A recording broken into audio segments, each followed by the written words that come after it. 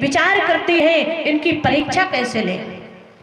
इनकी मातेश्वरी सीता का हरण हो गया है और ऐसा है हम सीता ही बन जाएं तो काम चल। मैया सती जी ने अपने नेत्रों को बंद किया और बैठ जाती हैं। थोड़ी देर के बाद में जब अपनी आंखों को खोला तो ना राम जी हैं और ना लक्ष्मण जी हैं और ना मैया सीता जी हैं। दिल में बड़ा क्लेश है। भोले बाबा बट वृक्ष के नीचे भगवान के नाम की समाधि, भगवान के नाम की माला फेर रहे थे और जैसे मैया सती जी पहुंची भगवान भोले बाबा ने अपने नेत्रों को खोला और जैसे नेत्रों को खोला सामने मैया सती जी खड़ी है। सती जी से भोले बाबा कहने लगे कि सती जी परमात्मा की परीक्षा लेकर के आ गई।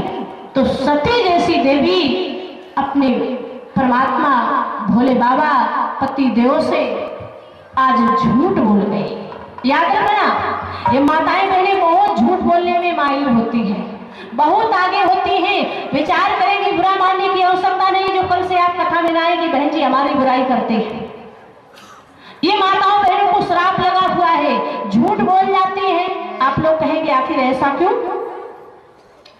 थोड़ा महाभारत की केवल 1 मिनट में चर्चा सुनिए। जिस समय धर्मराज युधिष्ठिर को पता चला था, है ना, धर्मराज युधिष्ठिर को पता चला था, देखिए लोगों के पेट में कभी भी बात नहीं रुकती है और इनको श्राप लगा हुआ है। बोले कैसा? धर्मराज युधिष्ठिर को जिस समय पता चला कि कर्ण मेरा ही भाई था, कोई दूसरा कोई गैर नहीं था, कहने लगे धर्मराज युधिष्ठिर मैया तुमने हमसे पहले नहीं बताया था, ये मेरा सगा भाई है, तुम झूठ बोली। मैं आज के बाद श्राप देता हूं, आज के बाद दुनिया में कोई भी माँ बहन बेटी, किसी भी माँ बहन बेटी के पेट में बात नहीं रुकेगी। और अगर परीक्षा लेना हो तो जाकर के घर में उदाहरण कर लेना, जाकर के आप सबको पता चल जाएगा, है ना। आज सती जैसी देवी अपने पति भोले बाबा से झूठ बोल गई और मुस्कुरा करके क्या कहने लगी, जरा सुनो। किनका छूना परीक्षा लेने गुसाई, ओ कीने प्रणाम तुम्हारी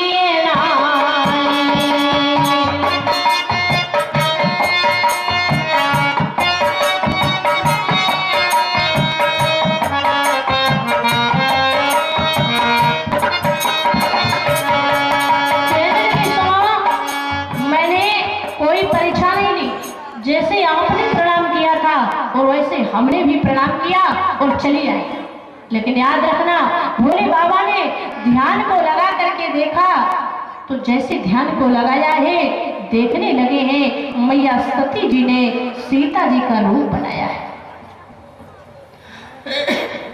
जिन सीता जी को जन्म जन्मांतर से कल्प कल्पांतर से हम माता देखते रहे, माता की निगाह से, और आज इन्होंने सती जी ने सीता जी का रूप बनाया है। मैं संकल्प लेता हूं आज के बाद वो पहले वाली प्रीत नहीं हो सकती है। अगर मैं प्रीति करता हूं तो भक्ति मार्ग लुप्त हो जाएगी।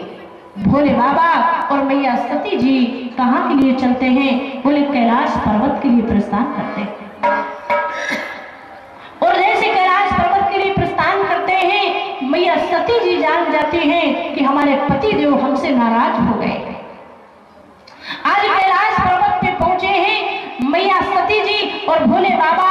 भोले बाबा ने 87,000 वर्ष के लिए आज साधना तपस्या के लिए बैठ जाते हैं। वहां पर उनकी आज दुख भरी आवाज को कोई सुनने वाला नहीं है। याद रखना माताओं बहनों से हाथ जोड़ करके निवेदन, कभी भी अपने पति की बात का उल्लंघन मत करना, कभी भी पति से झूठ मत बोलना। सती जैसी देवी आज कैलाश पर्वत पे पछाड़े खा के गिर जाती है, लेकिन कोई दुख भरी आवाज को सुनने वाला नहीं है। जब 87,000 वर्ष व्यतीत हो जाते हैं, भोले बाबा की समाधि खुलती है, मैया सती जी यूं ही सामने खड़ी है। आज भोले बाबा ने आसन दे दिया, कितने दयालु है, सम्मुख आसन दे दिया। मैया सती जी बैठ जाती है, समझती है हमारे पति हमसे प्रसन्न हो गए। हुआ क्या, थोड़ी देर के बाद में आकाश मार्ग की ओर निगाह जाती है, और जैसे ही आकाश मार्ग की ओर निगाह जाती है, विमान जा रहे थे, और जैसे विमान जा रहे थे भोले बाबा से पूछने लगी सती जी, बाबा ये विमान कहाँ के लिए जा रहे हैं? कहने लगे भोले बाबा ये तुम्हारे पिताजी के दरबार को जा रहे हैं। क्यों? तुम्हारे पिताजी ने यज्ञ रचाया है, यज्ञ जो आपके नगर में यज्ञ हो रहा है। अच्छा तो हमें नहीं बुलाया? कहने लगे हैं भोले बाबा थोड़ी सी बात के पीछे अनबन हो गई है, इसलिए हमसे नाराज है, बोले हमें निमंत्रण नहीं दिया है। तो सती जैसी देवी कहती है पति जी वो तो हमारे पिताजी का दरबार है, और हम तो जाएंगे पिताजी के दरबार में। पहली गलती की और दूसरी गलती करने के लिए फिर जा रही है। भोले बाबा ने कहा सुनो सती जी, मैंने तुम्हें बता दिया, बताया जाता है जहां बुलाया न जाए तो बिना बुलाए जाना नहीं चाहिए। सती जी कहने लगी क्यों बाबा, तुम भी तो कहा करते थे कि पति, कहा करते थे भोले बाबा से कहा पति देव, तुम तो कहा करते थे पिता के दरबार में, मित्र के दरबार में और गुरु जी के दरबार में बिना बुलाए चले जाओ, कोई परेशानी की बात नहीं होती, और आज बयान बदल रहे हो। कहने लगे भोले बाबा जाना कब चाहिए, कब चाहिए? बोले जब कोई अनबन न हो, जब कोई बुराई न हो, और तुम्हारे पिताजी बुराई मानते हैं हमसे, इसलिए वहां जाने में भलाई नहीं है। लेकिन सती जी कहती हमारे पिताजी के दरबार में यज्ञ हो रही है और तुम मना कर रहे हो। उन माताओं से, उन बहनों से पूछो जिनके दरबार में पिताजी के में यज्ञ हो रही हो, उनको रोका जाए वो मान नहीं सकती हैं। ये तीन हटें बड़ी खराब होती है, राजहट, बालहट और परमेश्वरी त्रिया हट। अगर ये माताएं बहनें रीत जाए, कहने लग जाए हमें झुमकी चाहिए, ब्रजमाला चाहिए, बनारसी कुमकुम की साड़ी चाहिए, तो चाहे कुछ भी हो जाए इनको चाहिए तो चाहिए। अगर भैया समझाने का प्रयास करेंगे, अरे इस बार धंधा कमजोर रहा है, खेतों में पैदा नहीं हुआ है, अगली वर्ष ले देंगे, कहेंगे नहीं हमें तो आज ही चाहिए। देखो पप्पू की अम्मा की तो अच्छा पैरे झुमका कान हिलाए रही, बड़े बड़े पैरे, है ना, कितनी बढ़िया बनारसी साड़ी पहनती, हमारे पास कुछ नहीं है। इसलिए भोले बाबा ने मना किया, सती जी नहीं मानी, भोले बाबा ने रथ तैयार करवाया और गणों के साथ में मैया सती जी को भेज दिया।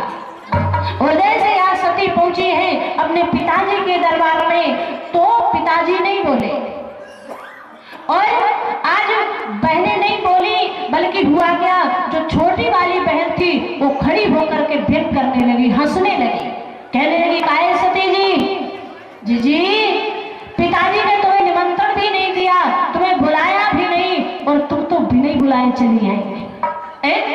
और जिस समय सती जी की बहन ने कहा है, आज सती जी को बड़ा क्रोध आया।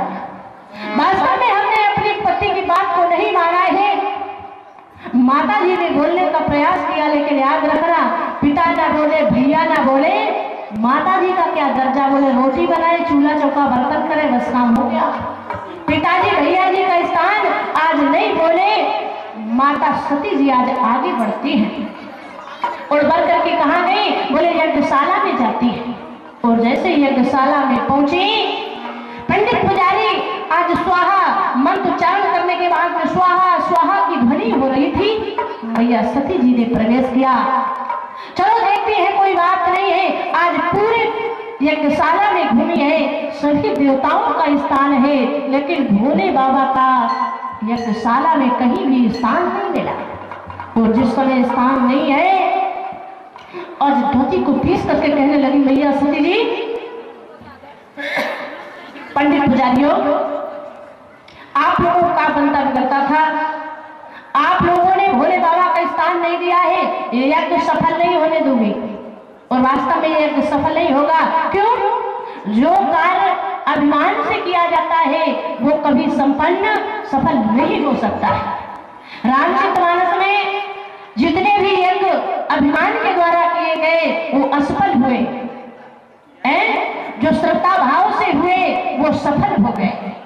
आज मैया सती जी ने परमात्मा से विनती की, कहते हैं अपने प्राणों की आहुति दे दूंगी, यज्ञ कुंड में कूद करके अपने पति को भोले बाबा को अपना मुख नहीं दिखाऊंगी। हमारे तुलसीदास जी महाराज लिखते हैं क्या कहा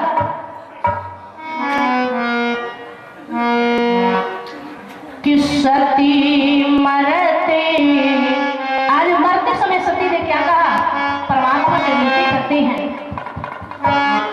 कि सती मरते हरि सनवार मांगा, बारे बारे सिरो पदे अनुराग।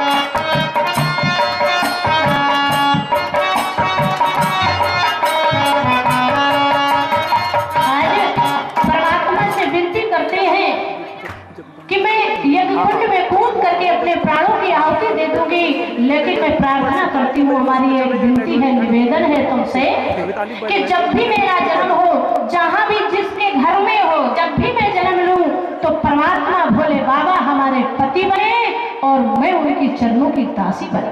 इतना कहने के बाद में आज यज्ञ कुंड में कूद जाती है, अपने प्राणों की आहुति दे देती हैं। आज गढ़ भोले बाबा के पास में जाते हैं। भोले बाबा से जैसे ही बताया, भोले बाबा को बड़ा क्लेश हुआ, बड़ा दुख हुआ। आज सती जी से थोड़ी सी गलती बनी और मैंने कुछ ध्यान नहीं दिया, सती जी ने अपने प्राणों का परित्याग कर दिया। आज भोले बाबा ने अपने गण को भेजा, जाओ, जाते जाते दक्ष प्रजापति का सर काट देना। और आज जैसे गढ़ पहुंचे और दक्ष प्रजापति का सर काट करके यज्ञ में डाल दिया। और पता है आज दक्ष प्रजापति के सर काहे का लगाया गया, बोले बकरे का सर लगा दिया गया। और आप लोग सभी लोग तो जानते हो कि बकरा किस तरीके से बोला करता है, बोलिए शंकर भगवान की। इस तरीके से आज मैया सती जी की संक्षेप में कथा आप लोगों के बीच में, 2 बार प्रभु का नाम, इसके बाद में वाणी को बोला। सभी लोग ताली बजा करके बोलेंगे, कोई भी ताली बजाने में चोरी नहीं करेगा।